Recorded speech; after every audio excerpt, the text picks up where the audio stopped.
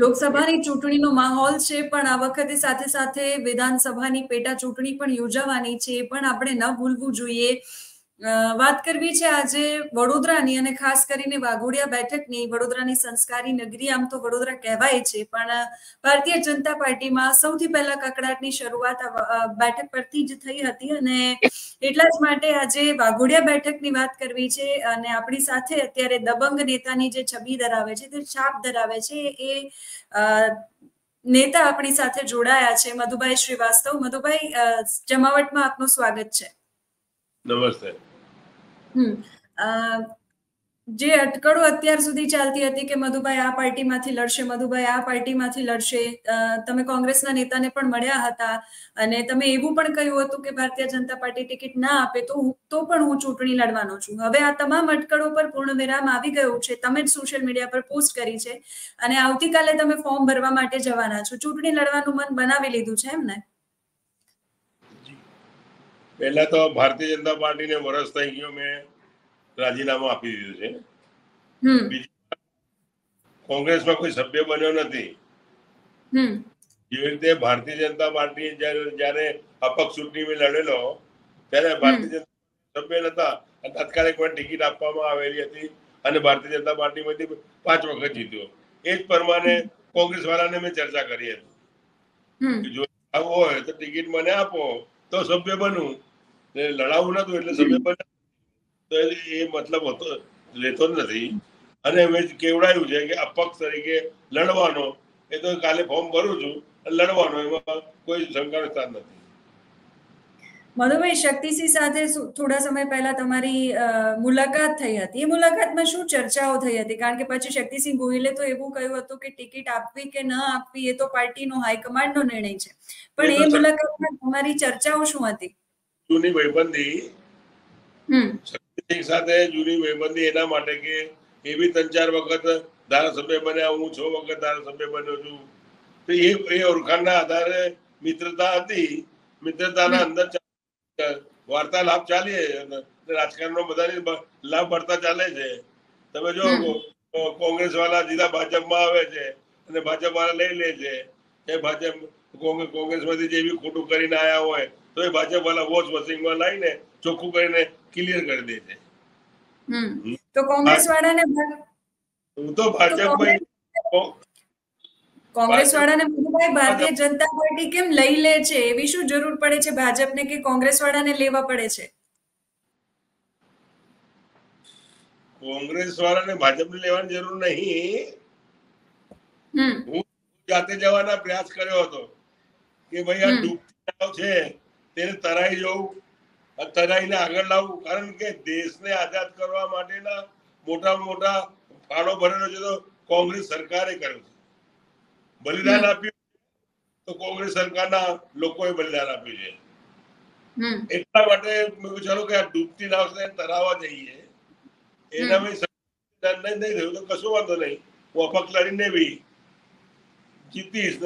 જે બાકી કામ છે મારા કે નર્મદાનું પાણી વાઘોડિયા તાલુકામાં બાકી છે, અમુક ગામો સુધી પહોંચ્યું નથી. એ જ મહીસાગરની નવી લાઈન લઈને ગયો છું વડોદરા તાલુકાના અંદર. મહીસાગર પાણી બી ગામે ગામ ચાલુ નથી. એ વિકાસ મુદ્દાનો તરસાને પાણી પીવડાવવાનો વિકાસ એ બાકી રહી ગયો છે. એના માટે પેટા બનાવ્યું અને પેટા ઇલેક્શનના દરમિયાન અંદર લડવાનો મોકો આવ્યો ફેરથી કે ત્યાં 30 વર્ષ સુધી ધારાસભ્ય રહ્યો છું, પણ લોકોએ પરિવર્તન માંગ્યું. તો પરિવર્તનમાં મને ભાજપે ટિકિટ ના આપી. એ વખત ભાજપે ટિકિટ ના આપી, મેં અપક્ષ લડ્યો અને ભાજપને લાવવાનો શ્રીવાસ્તવ હતો વાઘોડિયાની અંદર, અને પછી ભાજપે ટિકિટ ના આપી તો ભાજપ જતી રહી. પણ ભાજપે તમને ટિકિટ ના આપી એટલે તમે અપક્ષ લડ્યા, પણ તમારી જીત પણ ક્યાં થઈ? ભાજપની નહીં થઈ ને, મારે તો નહીં થઈ, ભાજપ બી નહીં થવા દીધી ને મેં. પણ તમે તો વિકાસના મુદ્દા પર લડતા હતા ને, નર્મદાનું પાણી જોઈએ છે, તરસ આવડે વિકાસના મુદ્દો બાકી રહી ગયો એના માટે કે જે લોકો ચૂંટણી જીત્યા એમણે જે વિકાસ નથી કર્યો એ બાકી રહ્યો, એના માટે મેદાનમાં ઉતરી રહ્યો છું. ભારતીય જનતા પાર્ટીએ જેમને ટિકિટ આપી છે ધર્મેન્દ્રસિંહ વાઘેલા, આજે શક્તિ પ્રદર્શન સાથે એમણે ફોર્મ ભર્યું ને એવું કહ્યું કે અબ કી બાર 1 લાખ કે પાર. જે વિવાદ અત્યારે ચાલી રહ્યો છે વડોદરામાં પણ ક્યાંક ને ક્યાંક અંદર ભારતીય જનતા પાર્ટીમાં આંતરિક ખટપટ ચાલી રહી છે, લાગે છે કે એ જીતી જશે? મારે કઈ એમને શું એને વિષય જીતવાનો છે? હું તો જીતવા માટે ઉભો રહું છું ને, હું જીતવાનો છું. એટલે તમે જીતવાના છો એ ફાઇનલ છે? નક્કી, તમારો આશીર્વાદ તો જીતી જવાનો છું. જનતાના આશીર્વાદ હશે તો મધુભાઈ જીતી જશે. મધુભાઈ, તમે રંજનબેન ભટ્ટનો જે વિરોધ થયો, ભારતીય જનતા પાર્ટીએ ઉમેદવાર બદલવા પડ્યા, ઇતિહાસમાં કદાચ પહેલી વખત આવું થયું હશે કે ભારતીય જનતા પાર્ટીએ કોઈ ઉમેદવારને ઉતાર્યા હોય, ટિકિટ આપી દીધી હોય, પ્રચાર શરૂ થઈ ગયો હોય અને રંજનબેન કહેતા હોય કે હું તો આટલા લાખની લીડથી જીતીશ અને પછી ભારતીય જનતા પાર્ટીને ઉમેદવાર બદલવા પડે. કેમ એવું થયું કે રંજનબેનને બદલવા પડ્યા? એ વિષય પતી ગયું મારું.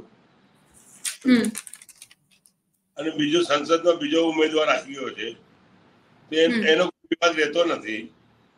ઉપર હું તો લડતો નથી, હું વિધાનસભાની સીટ પર લડું છું. ઉપરની સીટ પર ભારતીય જનતા પાર્ટીને બી સપોર્ટ કરી શકું છું.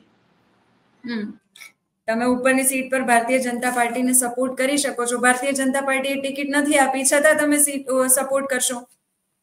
ના, ઉપરના નેતાઓ મળીને ગયા ને કાલે, મારું નામ નહીં, નેતાઓ મળી ગયો કે ભાઈ અમારે ઉપરનું ખરેખર જોવું જોઈએ, નીચેની વાત તમે જાણો એ ગોઠવણ કરો. પણ ભાજપમાં વિરોધ કેમ આટલો, વડોદરામાં કેમ આટલો બધો કકડાટ છે?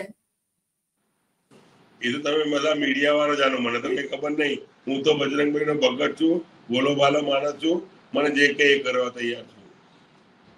પણ રંજનબેન ભટ્ટ વિશે તો તમે પણ નિવેદન આપ્યું હતું. શું આખી એ બાબત શું હતી આખી? એ વિષય પતી ગયો, રંજનબેન નો વિષય પતી ગયો. એ સવાલ નહીં. રંજનબેન ને જો ટિકિટ આપી હોત તો હું સંસદ બી લડવા તૈયાર હતા. હવે સંસદ નથી લડવી? હવે સંસદ નથી લડવી. મધુભાઈ, આ વિધાનસભાની પેટા ચૂંટણીમાં તમારા મુદ્દાઓ કયા હશે? જનતા તમને કયા મુદ્દા પર મત આપશે?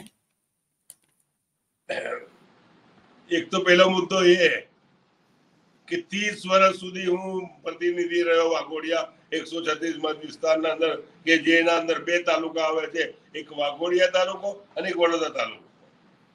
બે તાલુકાના અંદર વેપારી હોય, કોન્ટ્રાક્ટર હોય, ઉદ્યોગપતિ હોય, કોઈ નોકરી અપાઈ હોય, કોઈની બદલી કરાઈ હોય, કોઈનું વિકાસના કામો કર્યા હોય, આરોગ્યનું કામ કરાયા હોય, કોઈને આવાસના મકાન અપાયા હોય, કોઈની પાણીની લાઈન અપાઈ હોય, કોઈને રેલવેની લાઈન અપાઈ હોય, તો નિસ્વાર્થ આપી. એવો વડોદરામાં નહીં, ગુજરાતના અંદર એક વ્યક્તિ લઈ આવજો કે કોઈને રૂપિયા લઈને યા ટકાવારી લઈને કામ કર્યો તો જીવનભર એનો ગુલામ બની જઈશ. મધુભાઈ, વિવાદો એ મુદ્દા પર જઈશ. બીજો મુદ્દો કે જે પહેલા કે નર્મદાનું પાણી વાઘોડિયાની અંદર બાકી છે, એને પરિપૂર્ણ કરવાનું છે. બીજો મુદ્દો વડોદરા તાલુકો કે જ્યાં મહીસાગરનું પાણી છે, એ મહીસાગરનું પાણી, બીજો મુદ્દો મહીસાગરનું પાણી બાકી છે વડોદરા તાલુકાનો, એ પરિપૂર્ણ કરવાનું છે. એના માટે પેટા ઇલેક્શન લડી રહ્યો છું. અને મારે આ બે જગ્યા પાણી પોતું થઈ જાય અને બધું થઈ જાય તો હું તો એક બજરંગભાઈ નો મોટો મંદિર બનાવી રહ્યો છું. હું તો બજરંગભાઈ નો ભગત છું અને લોકોની સેવા કરું અને લોકોને ભક્તિમાં લઈ જાઉં, એ જ મારી અર્ચના છે. પણ 2022માં તમે અપક્ષમાંથી લડ્યા મધુભાઈ, ચૂંટણી તમે હારી ગયા. આ વખતે પણ મતલબ તમારી જે છબી છે દબંગ નેતા તરીકેની છબી છે, લાગે છે 2022ના અંદર 10 દિવસ બાકી હતા અને મને ટિકિટ કાપી હતી. 10 દિવસના દરમિયાન અંદર 288 બૂથ પર માનસભાઈ હાલવાના, 288 બૂથ ઉપર બહાર મત લાવનારા, એટલું શક્ય કોઈ પાર્ટી બી નહીં કરી શકતો, યા હું બી નહીં કરી શકતો.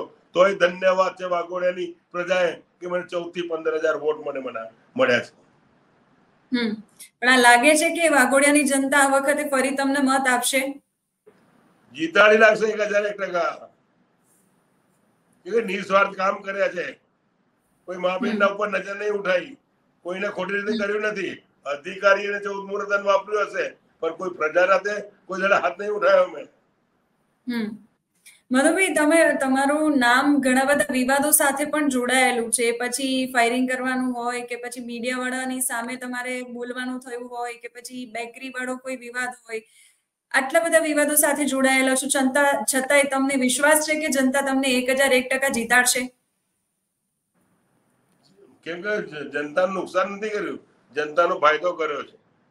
જનતાને કોઈ તકલીફ ઉઠાવતી હોય અધિકારીઓને તો અધિકારીને 14મો રતન વાપર્યો હશે, પણ જનતાને સારું કરવાનો પ્રયાસ કર્યા.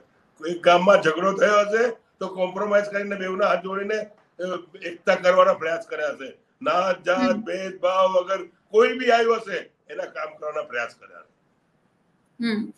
6 વખત તમે જીતી ગયા છો. 1995 થી તમારો દબદબો છે વડવાઘોડિયાની સીટ પર, એવું કહેવાય છે.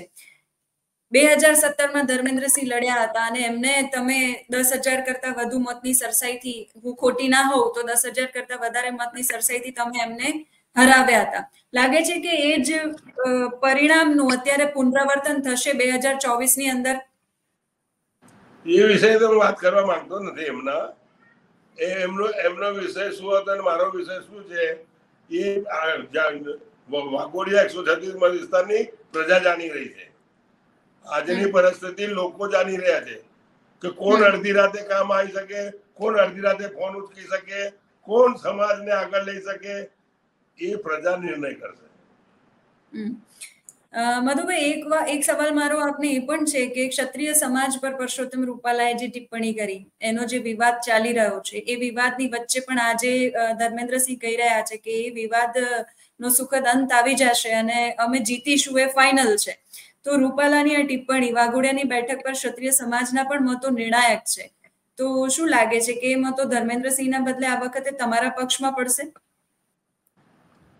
જો રાજકારણની બાજુ પર રહ્યો, પણ જાતિવાદ પર અને જાત પર કોઈ બી કોના માટે વિષય બોલતો હોય એ ખરાબ કહેવાય.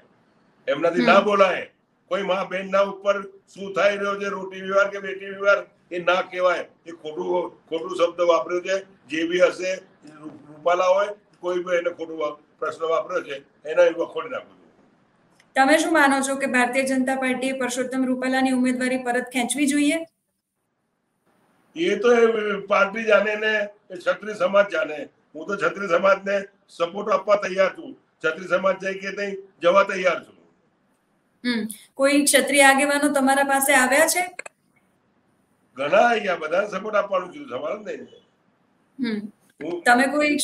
તમે કોઈ જગ્યાએ ક્ષત્રિયોના સંમેલનમાં કે સમર્થન માટે ક્યાંય ગયા છો તમે? ના કે સવાલ નહીં.